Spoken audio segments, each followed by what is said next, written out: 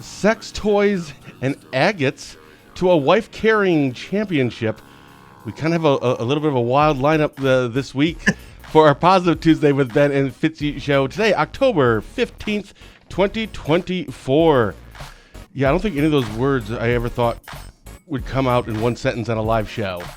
Ever. But we'll get into that. We'll also dive into some more serious topics as well, including a man arrested for pointing a gun at deputies and residents, and the latest on homicide charges filed in a fatal Barron County OWI crash. We'll also have Dirk Miller's official weather outlook and, of course, our NFL picks for the week. But first, for Barron County Sheriff Chris Fitzgerald, I'm Dryden Wire founder Ben Dryden. You're watching The Big Show. Positive Tuesday with Ben and Fitzy, presented by Professional Exteriors and Interiors. With 20 years of experience, this locally owned and operated business provides quality work both on the inside and on the outside of your home or business. Like Fitzy and I, they believe it's the little things that make a big difference. Give them a call today, see what they can do for you. The number's right there on the screen, 715-520-2271. Fitzy, good morning. Morning, how are you? Fine. Why? What have you heard?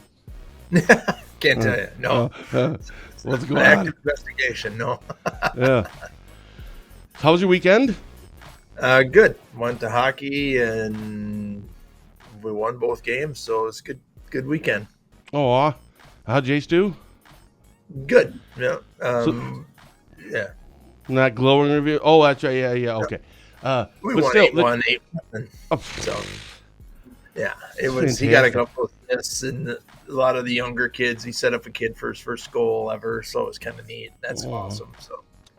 Good morning, Dirk and Mike Schaefer. Dirk called me the other night. What's that? Dirk called me the other night and let me know that the Northern Lights were out, but I was too tired to go look. Yeah, so, I talked to him yesterday, and he had mentioned that. Yeah, and Mike Schaefer, I'm not saying good morning. I'm not happy with Mike. I'm not talking to Mike right now. Why?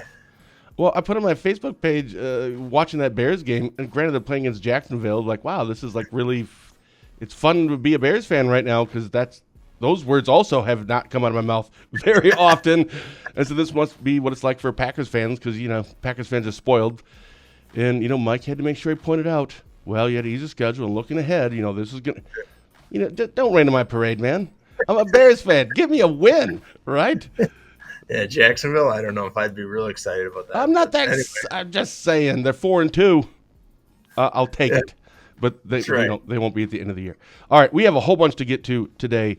Did you see there was a couple, speaking of one of the things I mentioned at the beginning, there was a couple from Wisconsin, three-peats at 24th North American Wife Carrying Championship. What? So it's held in Maine. I thought I had the story up here. Top prize, of course, it should be a Wisconsin event. Top prize involves beer. The winning wife's weight in beer, to be precise. So, I don't know, I don't even know how much that would be. Like, I don't know, 120-pound wife, and you're just carrying, and so you go on this trail, and it's a thing, I guess. And then you also get 5 times the cash of the wife's weight. So 120 pounds, that'd be, I don't know, $600. Doesn't really seem worth the plane ticket or the hotel for some beer and $600, but maybe it's a break-even trip. I don't know. I don't know. Maybe they have sponsors. Yeah, maybe. Yeah. Nike. Brian should probably call them Professional Exteriors and just saying, get some jerseys on. Yeah. What do you think about that, though? That's a thing. Wife carrying what? You just and there's no rule. The only rule, by the way, if you drop your wife, there's a 5-second penalty. And I laugh so hard because I'm like, I think they give 5 seconds just for the husband to run away. Yeah, there's a lot of weird things out there that we'll go on to NFL. All right, so our picks were pretty good. I think I went 3 for 4, 2 for 4. Our latest is through week 6. We're a third of the way through the season. 19, 24, 13. So I'm only up by 6 points on you. All right. So here's our 4 picks for this week. That's your fire pick.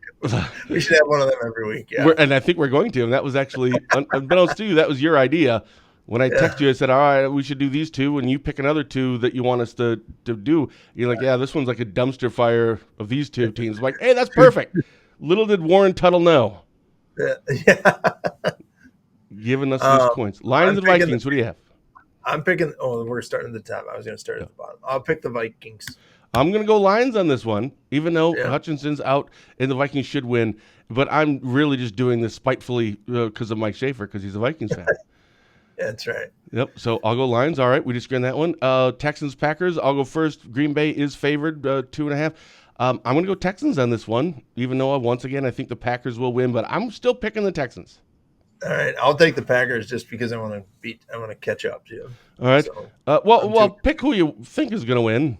No, I'm picking the Packers. All right, then you can pick the next. Well, I didn't know the answer to the next one. Ravens and Buccaneers. Right. You're all into the Buccaneers. So, I'm all into the Buccaneers. Yeah, I'll go with the Ravens. And our dumpster fire pick of the week, which is another way of saying, don't even bother watching this. What a snooze fest. 2 1-5 teams, Patriots and Jaguars. I'm surprised the Jacksonville Jaguars have a 5.5 point line spread on that. I really am, because they're both dumpster fires. Right. Who do you have? I'm going to take the Patriots. That's not a bad pick, actually.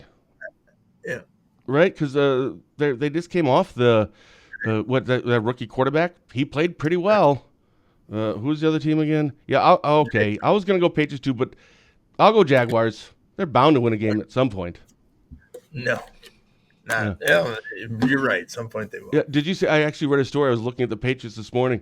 I Googled them, and the first thing that came up in my Google when you start putting I put in Bill Belichick.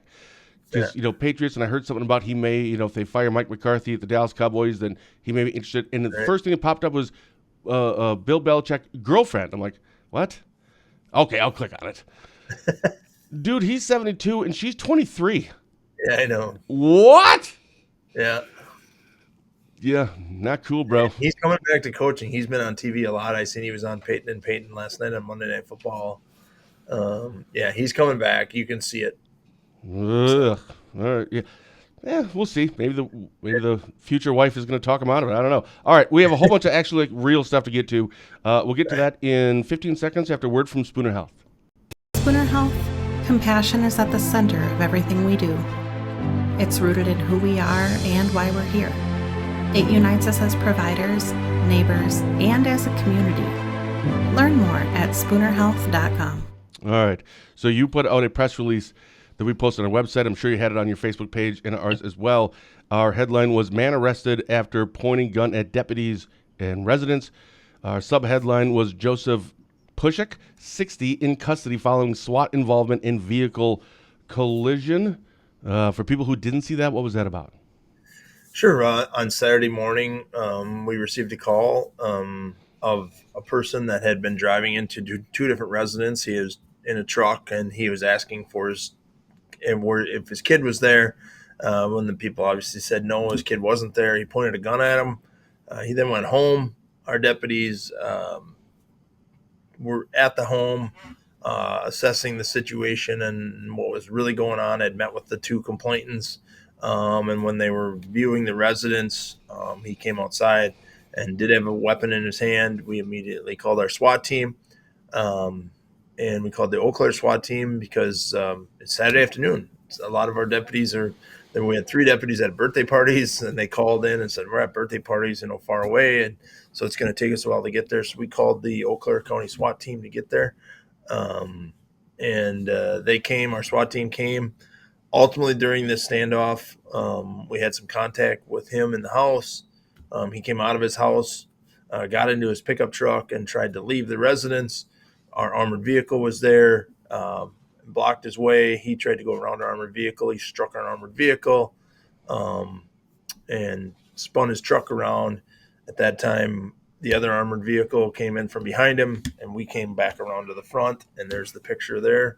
And he stopped. He gave up then with no further incident.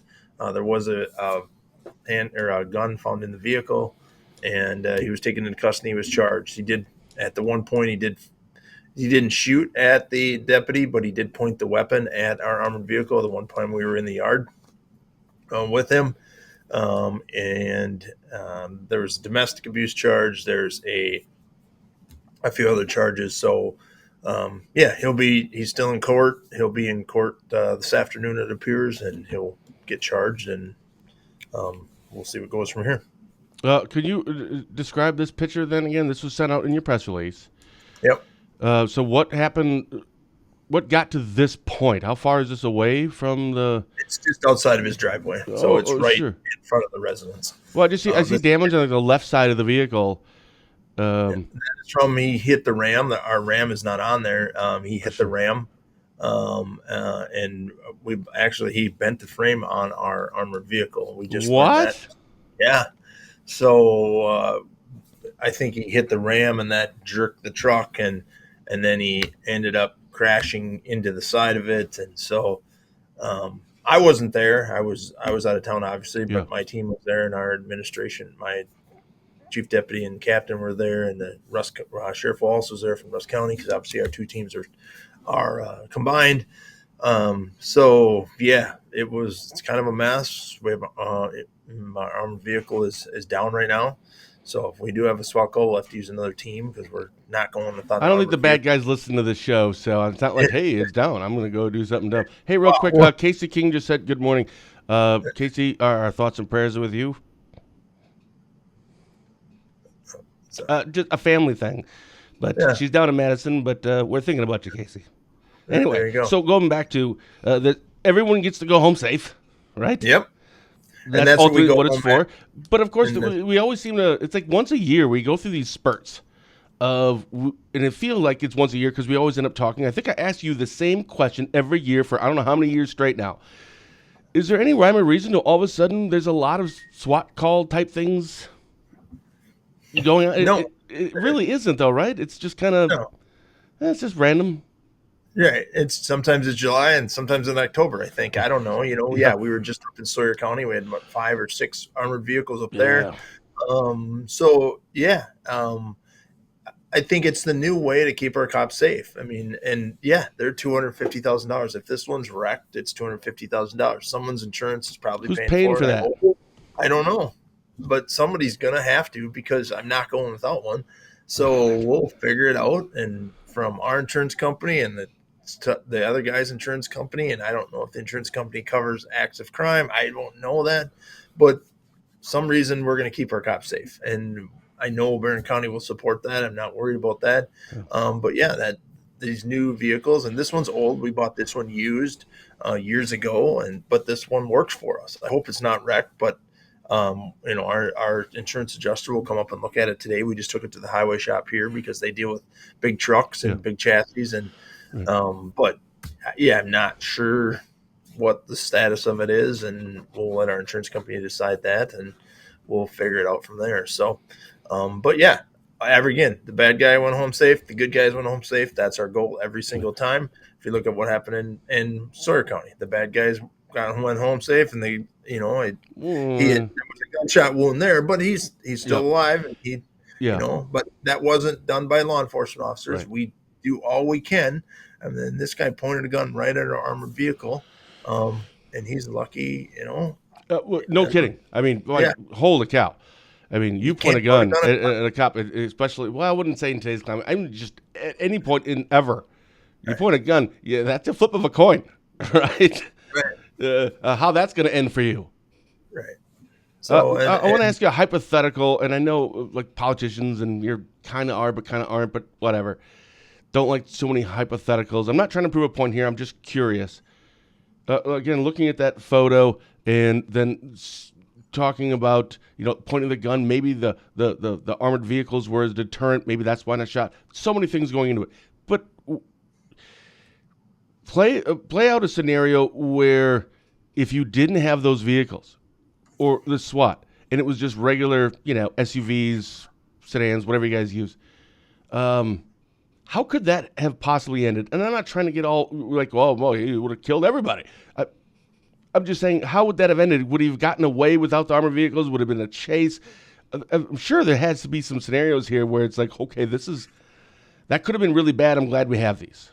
Yeah, I'm not going to give away all our tactics, but we had roadblocks set up if he got out. I mean, we always do. We have a perimeter set up on every one of our SWAT calls. A perimeter is set up. If we don't have the armored vehicles and he gets to the road, I actually think there would have been an exchange of gunfire and him crashing into squad cars at that time. There was So there could have been a potential for that. Right, exactly. 100%. There's 100% of potential of that, and every time we get called out, we don't call them out and without that potential. I mean, if there's really no threat to great bodily harm or serious death or injury to someone or an officer, there's really not a need for SWAT. I mean, I know somebody put on Facebook last night in the comments, one of the cops going to get charged for pointing a gun at people, and he didn't like it. That's not even a thing. I understand it, but he's upset about an arrest of someone in his family years ago. And he's still not, so, I just, and he's upset that we came to his house for a search warrant, and that's his problem, not mine. Don't commit crimes. The judge gives us search warrants. We had an arrest warrant for this subject. We had, so. Yeah, it's like you go to the judge, you're like, yeah, I want to go pick on this guy. Okay, here it is. Get out of here. Go ahead. Have fun, guys. It's Tuesday. We're just randomly picking a name. Pretty sure that's not how it works, but. Right, exactly. So, but, I got to quit reading the comments as usual. But, there's just always, and again, that's why I do this show. It gives me time to explain it. To be honest, and it was a good question. I wish I would have put it in there. There is no harm to his family. His kid wasn't missing. And so, right. I mean, I think that was a good question. What about the kid? The kid wasn't missing. He has two children. One was at home. One was at a friend's house. They knew where his kids were. I don't know the details of, why he was saying these things. I don't know any of those details. So, but the family was fine. Actually, there was family in the house. We didn't know that at the time. We were just learning that when he came out of the house and did these acts. So, so it was, I don't know the situation, if more charges will be filed or not on that. So, that's still an open case. We'll have to wait for the charges to be filed. But again, everybody went home safe. Yeah, and that's the weird part, or the part that screws with my head is several of these, like we talked, I think it was last week, about that SWAT call, all those multiple agencies in Sawyer County with Burnett, and I mean, everyone, it seemed like in our area was there helping out. It's like one decision from the alleged bad guy, but whatever, bad guys, we'll just say. One act on them, one decision on their part could completely change how these things end. Like just one thing. And you just never know when that's going to happen. Any one thing could start a domino effect of a whole bunch of horrible things happening. Yep. That's scary. Like, we look at this, go, yeah, and everyone home fine. And everyone's like, oh, okay, yeah, the cops. Yeah, but seriously, that could have ended horribly. 100%. And it could have ended without all this if people just don't bring out guns when the police come to ask you a question. It's as simple as listening to the law enforcement officer. That's whether you think you're right or wrong, your time will be in court. And if the cop is wrong, then you'll be found not guilty. If the cop is right, and I don't understand big cities and how big city works, but I can tell you here, if the cop is wrong, you'll be free, and then you can sue us or whatever you want to do. But we don't do these with like, I think he did it, so let's just go take the SWAT team and go get him. Yeah. It's not how it works. And so if you just listen to the police, none of these bad things will happen. If we get there and you've escalated the situation, you can de-escalate it very quickly. Just come out and say, you know what, I was wrong. You probably wouldn't even be charged with some of the things, we prefer that. We prefer people just give up, and that happens sometimes. So, but yeah, you're exactly right. All right. Let's move on to the next one. This was an insider story. This stemmed from a press release from you. I think it was earlier this year. I should have looked that up. But our headline was homicide charges filed in fatal Barron County OWI crash. Yes, it was. It was earlier this year. I remember we talked about it on the show. We requested a criminal complaint. Here's a short version of it. Stephen Anderson of Rice Lake is facing multiple felony charges after a fatal crash on Highway SS near Hagen on September 6th. 2024. Anderson, who was intoxicated with a blood alcohol level of 0.198, crossed the center line and caused a head-on collision that killed one person and injured two others. Anderson, who has prior OWI convictions, was out on bail for separate OWI charges at the time of the crash. He remains in custody on a $50,000 cash bond and is scheduled to appear in court in December. $50,000 cash bond. You see the charges, and I think I even sent you. There's a lot of charges in here, and I have actually some questions about this. You're not an attorney, but I was just wondering about them. But so up until now, like everything, are you happy with how this is progressing? Yes, very happy. This is how we wanted it to progress. There's some delay in the system because we got to wait for blood results to come back, and due to the seriousness of this, we were able to expedite that blood return, and that's why the district attorney's charges are what they are. So I can't comment on this one a lot because it's an open case, but yes, there's a lot of yes, happy with I'm not going to read through all those, but I just had a quick question about one. There was a Class C felony homicide, toxic bliss, Class C felony homicide, Class H felony operating while intoxicated. But it's interesting. Down here, it said misdemeanor operating while intoxicated, so an OWI, third offense. Right, because third offenses. Third offenses are misdemeanors? Like, I don't know.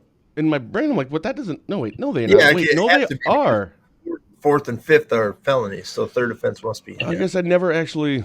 Yep. I think actually, because you can go to jail on second offense, so it has to be a misdemeanor on second offense. Yeah, second. So it would be second or third. I thought it was second, but then third I thought was felony, but it's not. No, it's fourth. Third is a misdemeanor. So yeah, that case is a terrible tragedy, and alcohol is one of our biggest drugs, and obviously we've talked a lot about alcohol on this show and how many OWIs we've seen, and how we're blowing away 2023's numbers in 24, and we've gotten hopefully we'll be granted a grant here before the end of the month to do some extra enforcement, which is going to increase our numbers more, but maybe it won't because we're going to do some education with it. So yeah, it's terrible. I don't like it. I never drink and drive, and that's all I can say on that one. Do you think this was because it's easy to, it's like blaming social media for things or just media in general, or which a lot of time it's actually, accurate. But I feel like sometimes we just like blame COVID for a lot of things still. Well, my kid is acting up at school. Well, it's because that's safer at home thing, and they couldn't go to school. They had to remote learn. There's probably some truth to some of that stuff. But do you think this still stems from a little bit of COVID when people were at home? And then we talked about that because that's when we started doing a lot of more live shows where alcohol consumption went through the roof, right? Because people were at home, and now they're all back into the workplace. I feel like that's kind of so far past, it can't really be a contributing factor. No, I wouldn't contribute that one to this. Okay, okay. Or I don't know why we're having so many OWIs. I mean, obviously our department's younger. We're stopping more cars. We're going to naturally arrest more people. The more people you stop, you end up with OWIs and people without licenses and things like that. So I think that naturally happens when you stop more cars.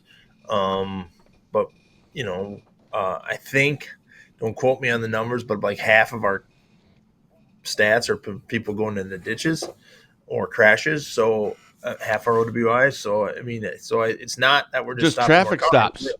We're getting more accidents, and that's what's fine. And then we're getting there and finding people that are intoxicated. So we'll have that at the end of the year, how many were crash related, how many were traffic stop related, how many were males, how many were females, what time of the day.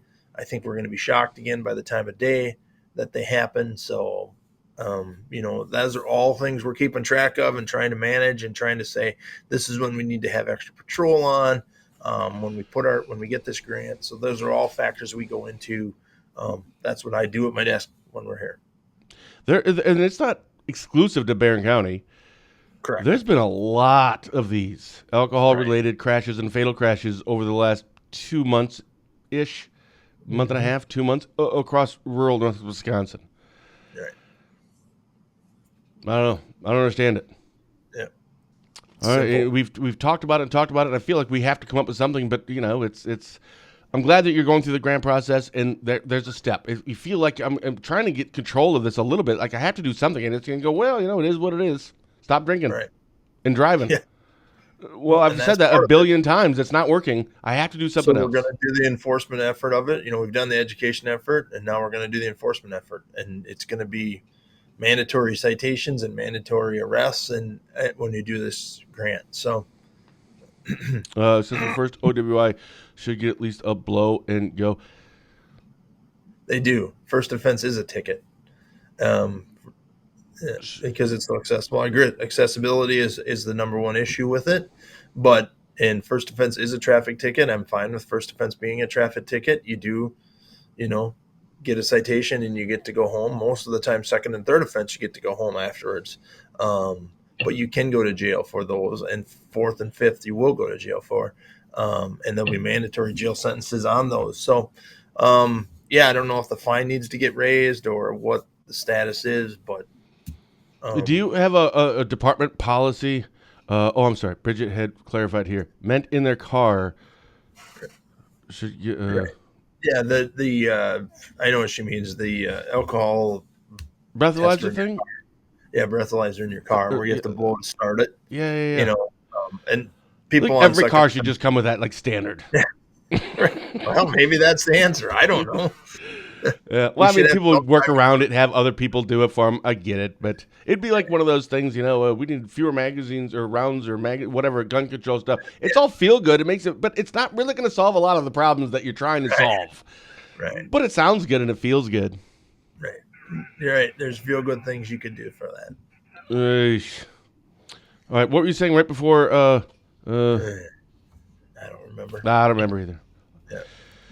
Oy. Hey, speaking of weird stuff, so I was talking to Sheriff Tracy Finch yesterday, and sometimes I don't know if she's like playing with me. So I feel like this is a test. So we were talking, and somehow it was a personal call, right? It wasn't work related, Sheriff to Dryden or anything. It was just Ben and Tracy, and she was telling me this story. I think when she first met Dad or something, and then that kind of evolved into the story about one of the times the SWAT. Cops have a weird sense of humor. Like you have to find some humor in everything, kind of like positivity. We got to find some levity in something. Right. And I said, we should totally do a show on that when you retire in 2 years, and we'll start keeping a list and kind of pull the curtains back because now you can say what you want to say. But I think a lot of people would be interested in this stuff. And she's like, "What do you mean, like sex toys and rocks?" I'm like, "I'm sorry, what now?" Like, what are you talking about? And she's like, "Well, that probably doesn't make a lot of press releases, but I guarantee you, and you can ask Fitzy." So I don't know if she's watching this because she usually watches it later on, and she's laughing right now, going, "I can't believe Ben actually asked if that's true or not." But she said the two things that we commonly find almost all the time when there is a meth drug house bust is going to be sex toys and rocks. And I said, okay, first of all, we'll get back to the sex toys things. That's weird. But what do you mean rocks? I thought it was like slang word for, I don't know, something. She goes, no, like a rock, like an agate. I'm like, rocks. oh, yeah. So I had to look up what they were. I didn't even know what they were. So just, really pretty, fancy something. And I don't know, rocks, but pretty looking. And she said, yeah. They will be like, again, the sex toys will be just laying all around the place. They don't hide it or anything. I suppose why would you if you got meth laying around everywhere too? It's not like you're worried about what the neighbors are going to think of you or the UPS man. But the rocks one, so first, the rocks, or specifically agates. Is that true, or is that what you have found, or what your investigators and people come back and tell you? Sure. No, we've told people a lot of times if somebody's in a driveway picking up rocks, like you drive by this dirt road and someone's in the road picking up rocks, that's a sign of maybe they're rock collectors. I mean, that's entirely possible, but a lot of it is people on methamphetamine. When they get high on meth, they just like that shiny rock thing and they need to be doing something, so they pick up rocks. So it's So it's something that it's truly. You know what you should do? You should just walk around. You should have all of your cops have a couple of agates, and when they pull somebody over, if they meet someone, just kind of wave it, in their face a little bit, and if they're like, "Oh," it's like, "Yep," and step out of the car. No, we have a special dirt road. We set up stingers on it. Yeah, that's fantastic. So so one out of the two so far. So Tracy isn't screwing with me here. That actually is a thing. So again, kind of weird, but obviously not making fun of meth addiction, but that is just bizarre to me. Didn't know that was a thing. Other one, again, she said was sex toys, and we talked about that a little bit because I'm like, what's the correlation? And I said, whatever happened to ecstasy? Was not like the drug of choice for people who just whatever, because that pretty much has gone away, or at least in our area that's not really a thing. Meth is the new ecstasy, which is way worse. Is that true? That the very commonly found commonly found, yes. Not in every case, but yes, commonly found. So I looked up and I went to this website this morning because, again, I'm trying to fact check her to make sure I'm not going to look like a total idiot when I'm asking these questions. And I found this, I had it written down earlier. It was like crystalmeth.org or crystalmethanonymous.org. And it's not where you can anonymously buy, meth. It was a place where people could, I'm recovering and here's my story. Right. And it was really interesting that person, there was this female that she was on meth and sex toys and the sex, all this stuff just to satisfy everything. But the interesting part wasn't that, because that kind of makes sense, right? You're all drugged up, you're all whatever, and you lowers your inhibitions, etc. But the fact that impacted her for the rest of her life, so she was only on meth for like 2 or 3 years, and she was in her early 20s, but that has affected her the rest of her life, and her sex life is nothing, and she has no satisfaction or anything. That's how much it destroyed her. And you don't think about that. I didn't think about that. It's not just those 2 or 3 years when you're hooked on this. This could have long-lasting impacts. So I know and that does. I mean, there's a lot of things, and it starts with the kids at home and families, and into your personal life. And so it's terrible. We probably don't talk enough about meth, and we only do when we arrest people. But it's still out there. It's still our number one drug. We still are battling against it, and we still continue to work on it all the time. You talked about it a lot, and we did on the show quite a bit. And then it honestly it's not that went away. All of a sudden, some OWI stuff kind of crept back in. Right. And that's not illegal, right? I mean, to buy alcohol is not illegal. To drink alcohol is not illegal as long as you're over 21 and etc. Obviously, being behind the wheel of a car over a limit, you can't. But I mean, just the purchasing of it, the consumption of it, no. So it's like we're going backwards. Well, it just comes and goes. I mean, when we have a big meth arrest, then we'll talk more about it. Sure. But it's still there. And, I think we're basing it on press releases, but our drug unit works every day on meth cases. It's just, and again, to somewhat of Tracy's point, we don't do a press release on everything we do.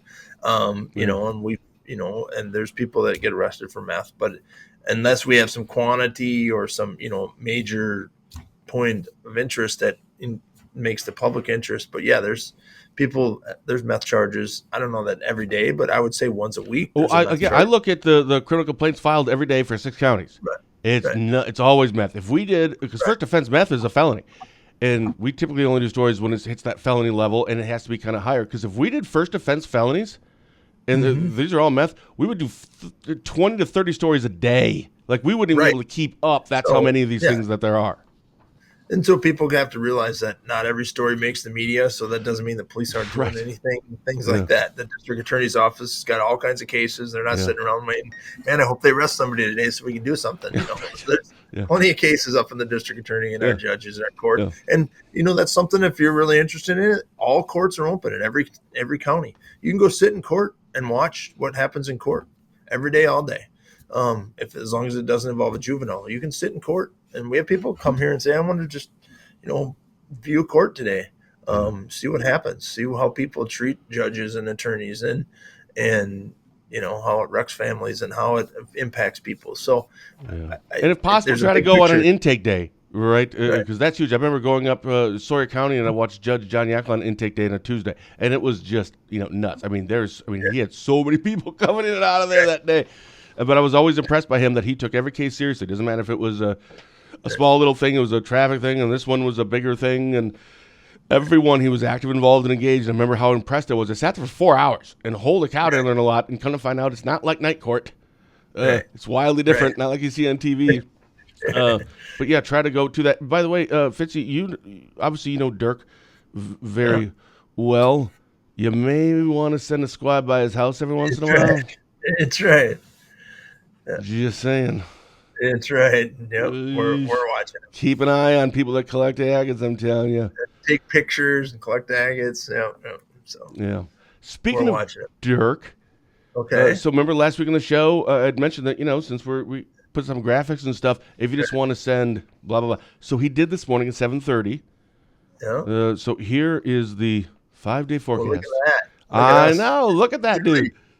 If you could put a picture of me pointing up there, it'd be great. Like Vanna White. Like, here I am. Yeah, so there you go, 48 to 53. So, highs are going to be chilly. A little warmer Hard Thursday. freeze Friday tonight. is going to be great. Nights, holy buckets. Yeah, we're gonna get cold. I know. But yeah, I'll take 70 on Friday night football. Yeah. Yeah, it'd be great. That's awesome. Look at that. 5 Yeah, day no forecast. kidding. I want to say thank you so much, Dirk, for taking the time to do that. But also point out when I was talking to him, so I talked to him yesterday, and he goes, when I do this stuff, and a lot of times I'll put it on, his pages. By the way, just go to Dirk Miller's Facebook page, and that's where you can find all the detailed stuff. He's like, it's no kidding. If I don't put in there's a super slight chance of a 20-second shower in the afternoon, I just get killed for it. I'm like, that's why you put in, there's always a chance, we make fun of him all the time, I had a chance to shower. He goes, sometimes kind of, right? It's because if you don't put that in, people will freak out. He goes, just make sure everybody knows, this isn't your official minute by minute, blow by blow, hour by hour specific to your, it's a broads, it's just an outlook. But that's awesome. I love it, Dirk. Thank you so much for doing that. Taking the time to do that. That is pretty neat. So there we've had our weather forecast and everything. So perfect. What a guy. All right, what do you have coming up this week? I'm going to Brainerd, Minnesota when this ends today. I got to give a talk up there. Today is the 6-year anniversary of the Kloss case, and I happen to be giving a talk on that to a group. And so is that why you're in your fancy uniform?